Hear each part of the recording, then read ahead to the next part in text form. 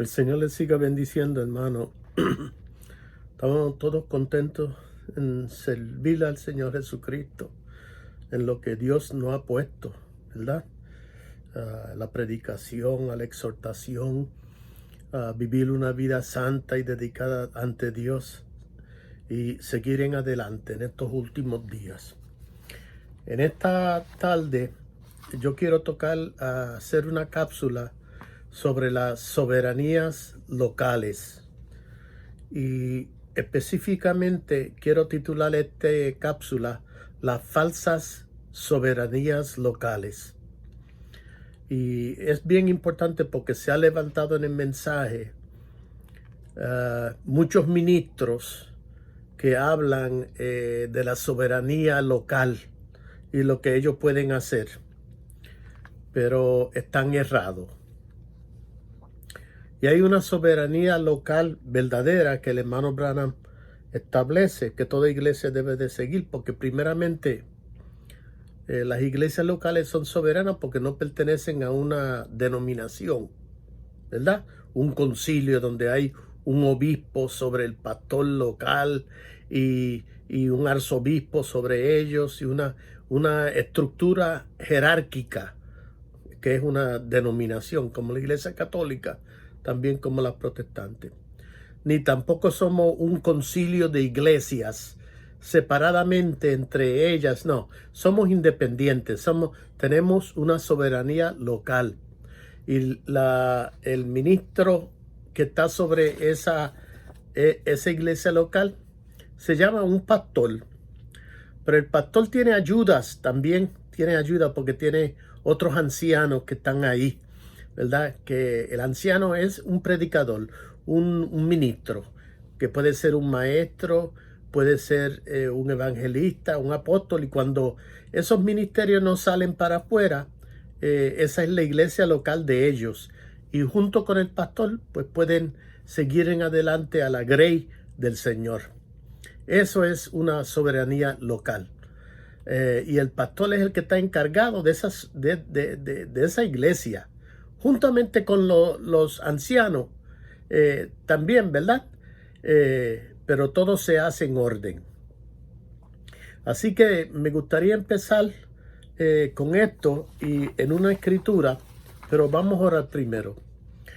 Amantísimo Padre Celestial, venimos a ti dándote gracias, Señor, por todas las bendiciones preciosas que tú nos has dado. En este momento, Señor, queremos serte fiel a tu palabra. Nosotros no tenemos nada que no sea tu palabra santa.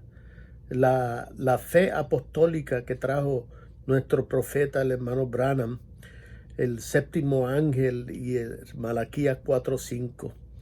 Nosotros nos quedamos en eso, Señor.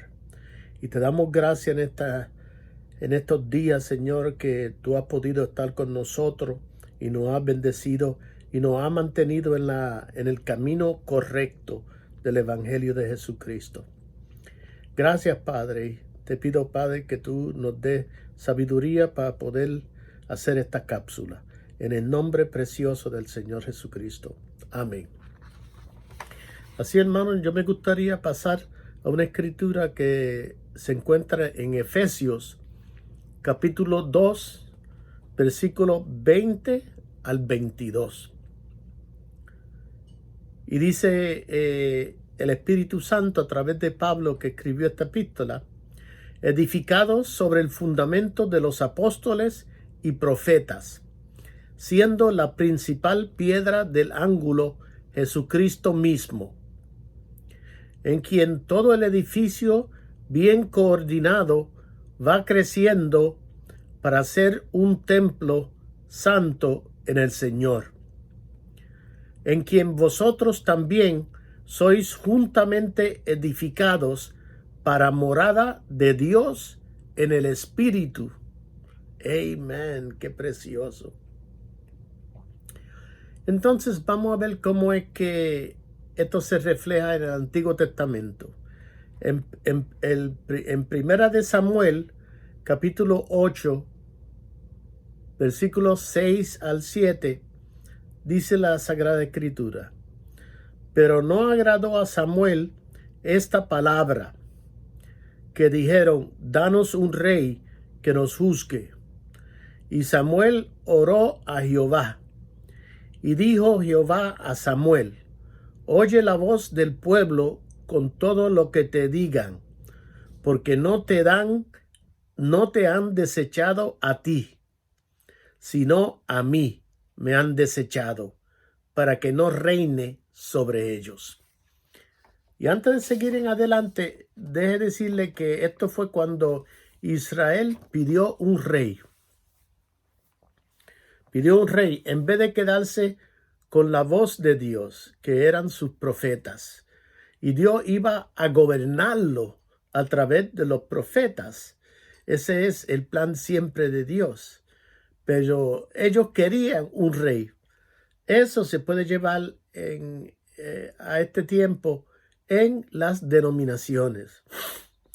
En vez de denominaciones, querer quedarse con el Espíritu Santo a través de los quíntuples ministerios y 9 dones del Espíritu, ellos querían hacer una denominación a donde habría un obispo sobre ellos y otro obispo sobre ese obispo, una denominación jerárquica que iba a coger el lugar de Dios, que Dios iba a reinar en los corazones de la iglesia del Señor, la iglesia primitiva.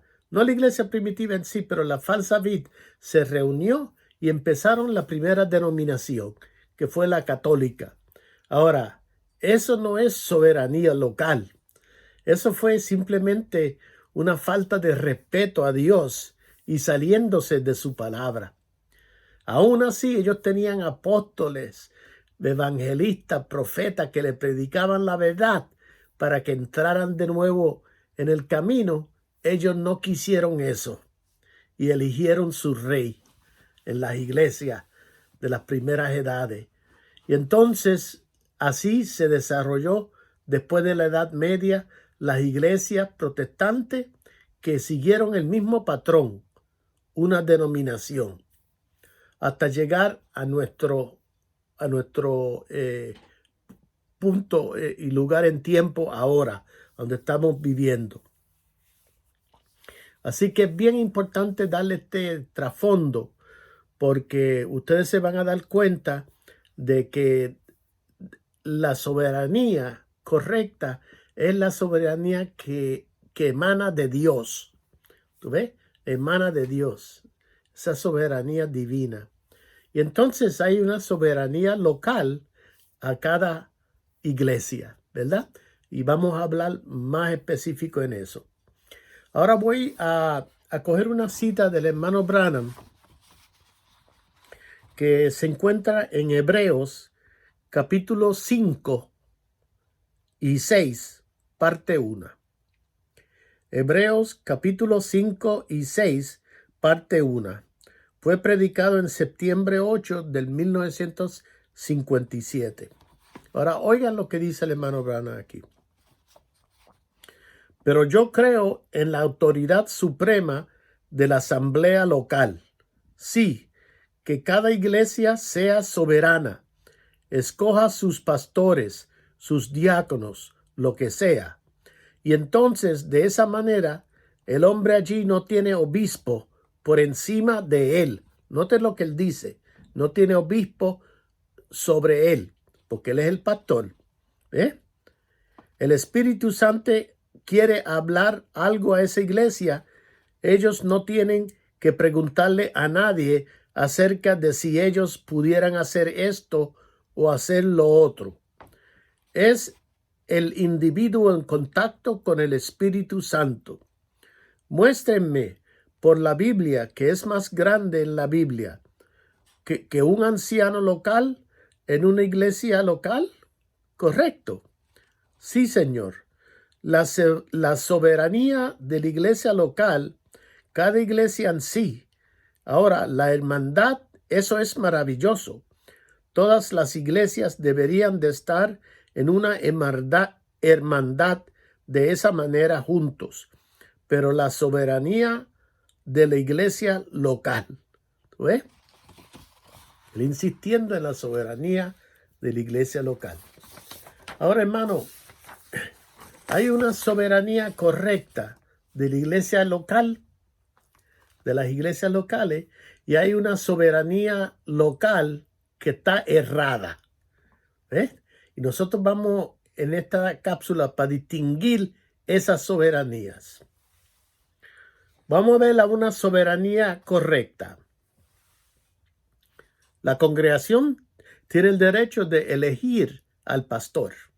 O sea, en las denominaciones no hay eso, porque el concilio es el que elige el pastor. Nosotros en este mensaje, nosotros elegimos el pastor. La congregación local elige al pastor. Elige a los diáconos, a los tesoreros oficiales. Después que ellos puedan hacer la medida, porque no se puede poner cualquier pecador para ser tesorero o cualquiera persona que sale de la calle a ser diácono. ¿Tú ves? Eso es lo que queremos entrar. Así que tiene el derecho de ser soberano en elegir el pastor, elegir diácono, tesorero, oficiales. Establecer reglas y conducta. Sí, hay unas reglas que la congregación local puede hacer. Pero hay otras reglas y conductas que van sobre la iglesia local. Y es lo que dice la Biblia, lo que Dios demanda. ¿Ves la diferencia entre la soberanía de Dios y las soberanías locales?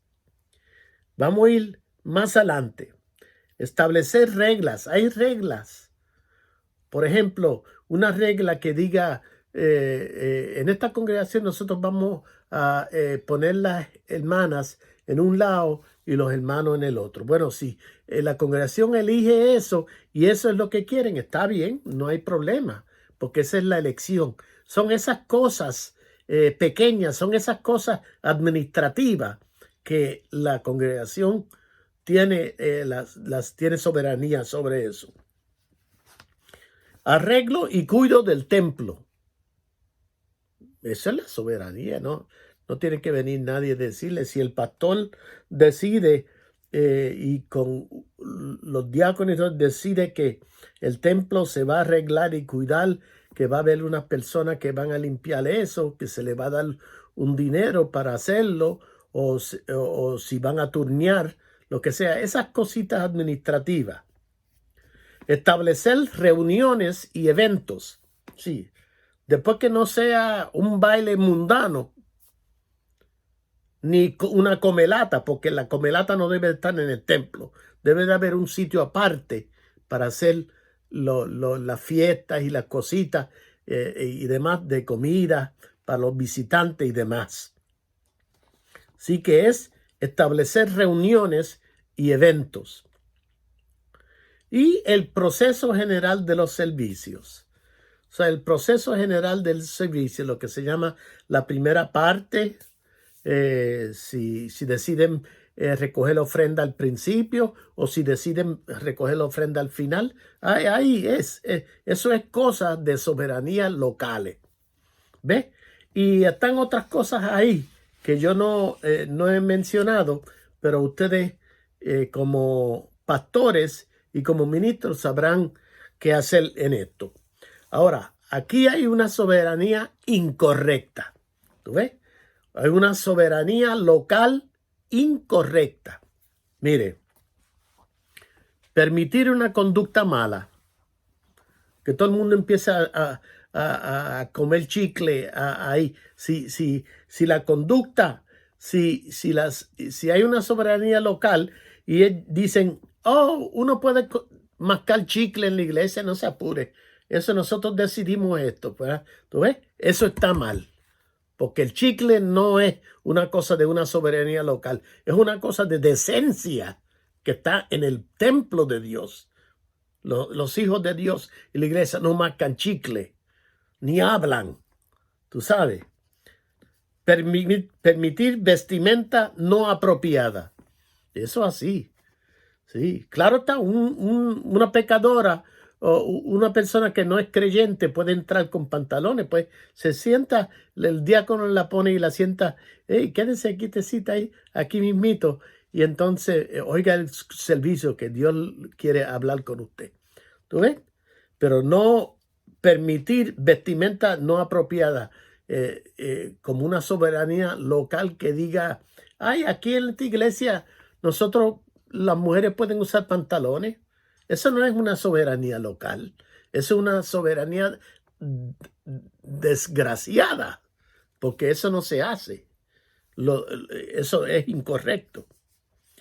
Establecer dogmas y credos.